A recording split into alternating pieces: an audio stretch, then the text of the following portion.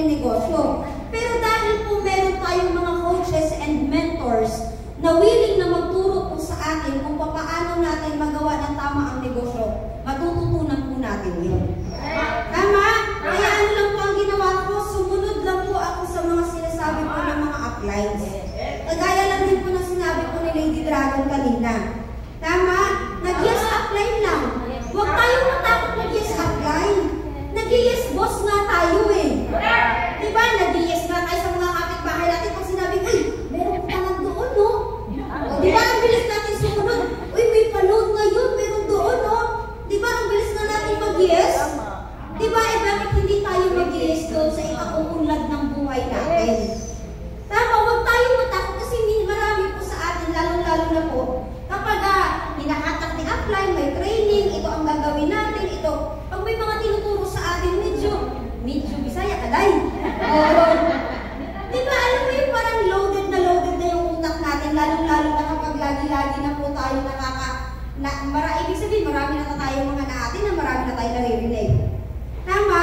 Ang kailangan lang po natin, matuto lang po tayong sumunod, makinig at sumunod. Correct! Yun po ang pinaka-importante. Kasi bakit? Kahit gaano kaganda ang negosyo natin, o kahit gaano po pa kagaling, kapag hindi tayo marunong, matutong, makinig at sumunod, hindi rin po tayo magiging matagumpay sa first fight at last.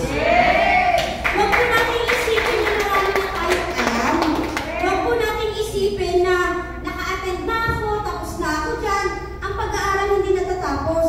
Yung mga top earners na hindi natatapos sa pag-aaral eh. At ang tingnan po natin, hindi po tayo nandito dahil para lang sa atin, sa sarili mo. Hindi ka nandito para sa sarili mo lang. Nandito ka dahil para sa negosyo mo. Tama. At sino ang negosyo mo? Yung grupo mo. Yes. Tama. Sila ang negosyo natin. So, kailangan natin matuto para meron tayong maituro. Tama. Tama. Paano tayo magtuturo kung wala tayong alam? Tama. Kaya nga napakahalaga mo para magawa natin ang negosyo mo. Para magawa mo ang negosyo mo. Napakahalaga ko para magawa ko ang negosyo ko. Tama? Hindi po nandiyan yung mga apply eh. Bahala na sila. Nandiyan naman sila. Okay na ako. Hindi. Kailangan ikaw mismo. Tama? Napakahalaga po nun. Kaya importante po na matuto tayong sumunod. Kaya ang ginawa ko lang din po, sinundan ko lang. Eh kasi nga, ewan ko lang kung naalala niyo po yung pinag-usapan po natin nung nakaraang Tuesday. Kasi nga, ako yung supporter. Yes. Yung behavior, alam niyo po yung mga behavior natin? Yes. Yung, meron kasing iba na sumusunod lang, meron ng mga ibang controller, yun yung nangunguna.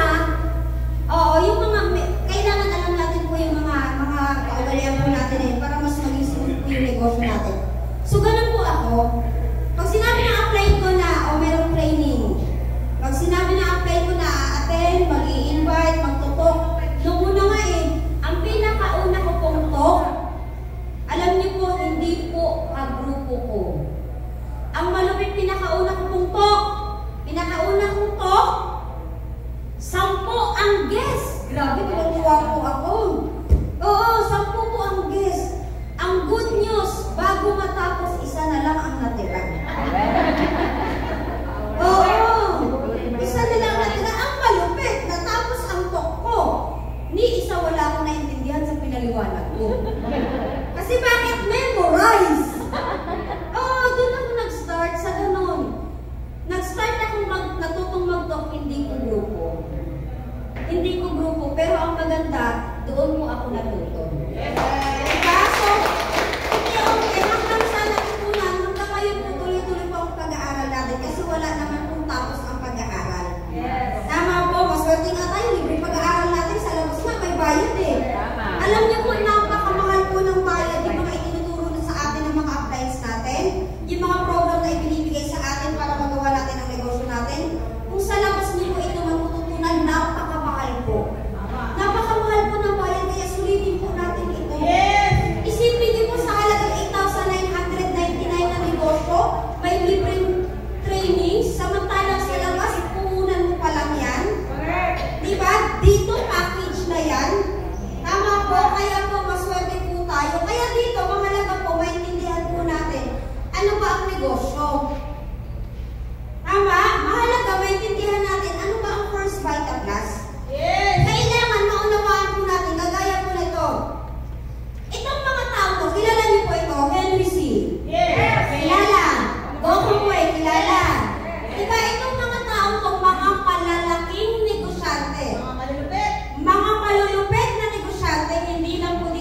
Pilipinas. Tama po? Tama! Alam niyo po, ang maganda po dito sa mga malalaking negosyante na to, kung bakit po sila naging matagumpay sa negosyo, hindi dahil ang tinignan po nila dahil sa kita lang. Ganun po ang mga malalaking negosyante. Hindi po nila tinitingnan yung profit lang. Ano ang tinitingnan po nila? Ang ibinibuild po nila dito, legacy and purpose. Tayo, ano ba ang purpose natin? Bakit natin ginagawa si First Vital Plus? Ano ba ang dahilan natin bakit natin ginagawa si Vita? Dahilan ba para kumita lang tayo? Ng 690? No. Para kumita lang tayo, may pambayad lang tayo ng kuryente at tubig? Kasi kung yun lang po ang tingin po natin, mababaw lang po yun. Tama? Kayo po ba, ano ba ang tingin nyo sa sarili nyo? Negosyante na po ba tayo sa First Vita Plus? Yes! Negosyante na ba? Parang hindi pa po kayo mga negosyante. Nararamdaman niyo po ba na negosyante po kayo dito sa First Vita? Ha? Kasi kung dapat alam po natin, naiintindihan natin ano ba talaga ang pagnenegosyo. Tama po? It's more than about profit. It's legacy and purpose. Tama? At ang mga negosyante, ito po ang ginagawa nila. Ang mga negosyante po, they are willing to develop, organize, manage business, and take risk in order to make it.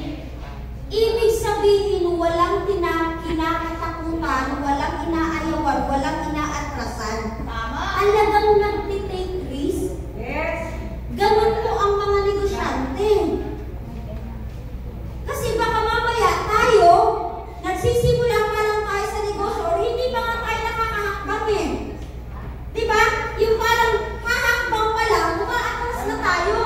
Natatakot na.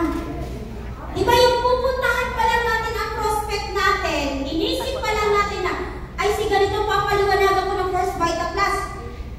Nag-isip, ay, huwag na lang kasi mamaya baka umayaw yun. Huwag na lang kasi busy yun. Huwag na lang kasi marami naman na yung pera eh. Hayaan na lang natin yun na may sakit eh. Pag-hospital naman yun eh.